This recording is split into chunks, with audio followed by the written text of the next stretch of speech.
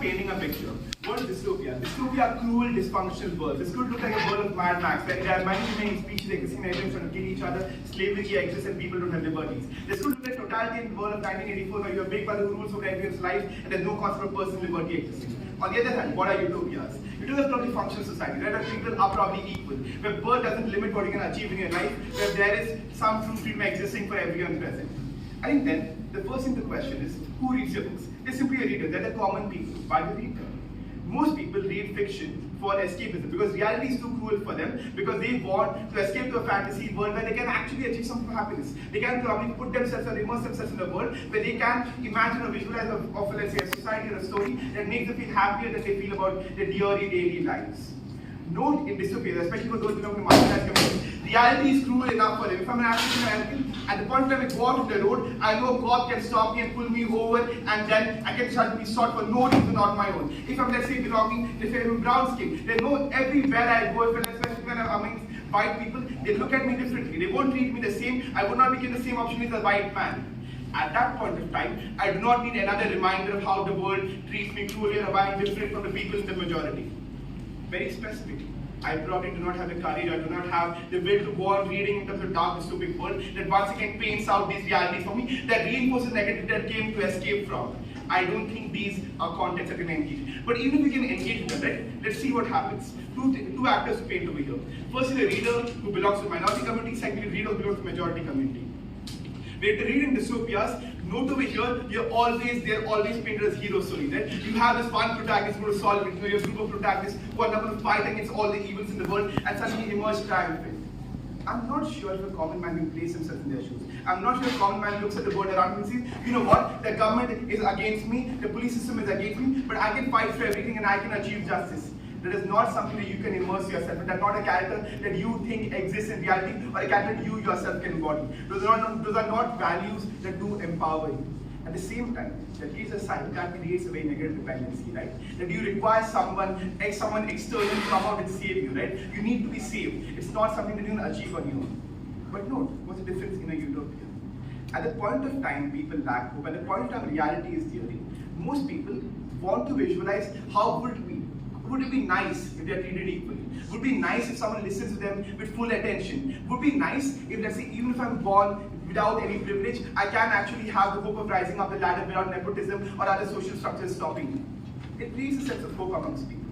It creates a sense of hope that they can be something they never dreamed to be before. These are stories wherein you can actually immerse yourself in the characters in terms of, hey, this is something I dream of becoming. But most important, in most of these utopic worlds, there's no particular protagonist, right? Most of these stories are probably, there could be stories and comedies in terms of how, let's say, life of people are going on. These could be stories about, let's say, a family and how they're trying to achieve their dreams. It could be stories just in terms of a neighborhood, like, say, you must have ended that in a Roald Dahl story, right? Just idyllic lives of daily people.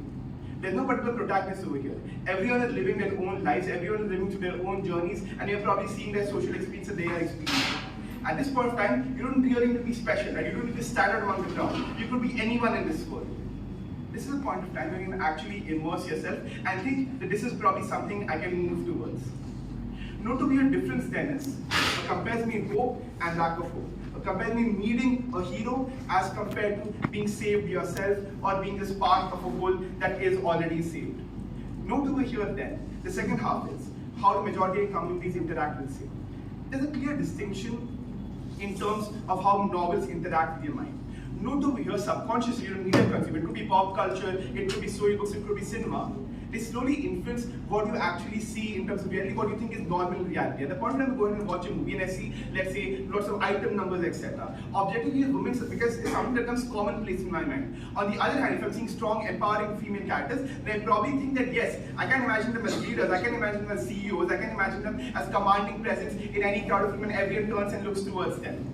The difference then is, slowly, steadily, the media you consume influences your views of certain communities. At a point of time, even in the dystopic world, even if the story is in the end positive, people are being actively dehumanized. At some place in your mind, subconsciously, the dehumanizing becomes normalized because that is what you are repeatedly rinsing and processing over.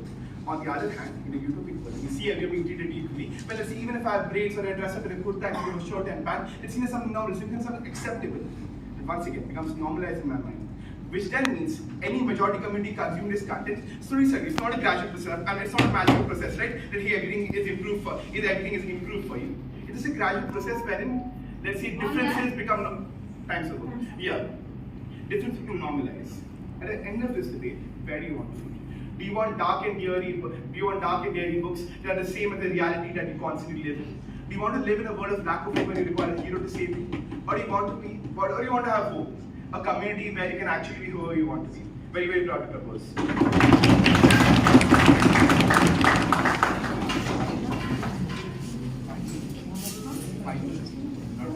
भाई कुछ समझ नहीं आया यार क्या भाई बोल के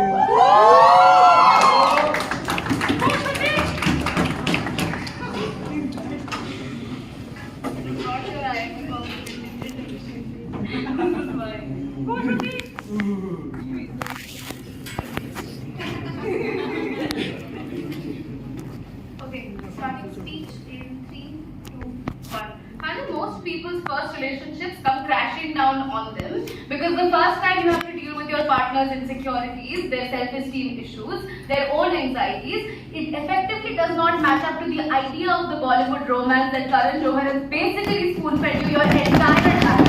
And that's exactly why the creation of hope that proposition wants to talk about falls flat on its face.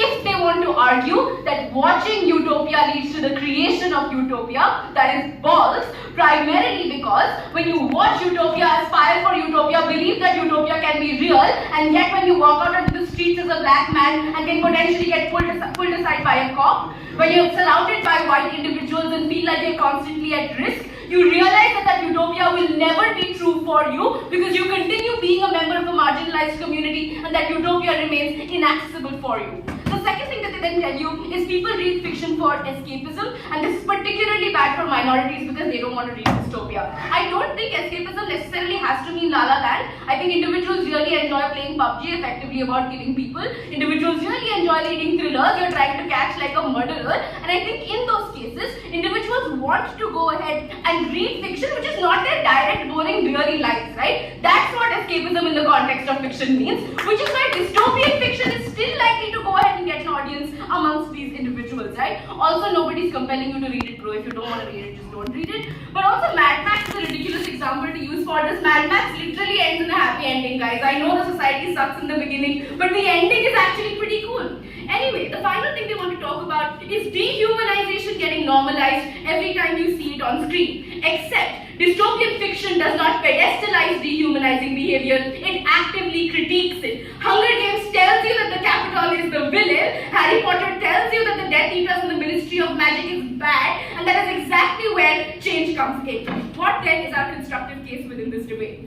Two pieces of framing. One, marginalized communities live constantly on the sidelines and seldom get opportunities or platforms to go ahead and present their case. What then is the societal perception of minority communities? Two layers of analysis. One, there exist stereotypes about them. Effectively, people think that they're likely to be criminals, they're potentially parasites to society, and they never really want to work. Secondly, they're wrong, their conditions are often blamed on themselves, right? I.e., you didn't work hard enough, which is why you're not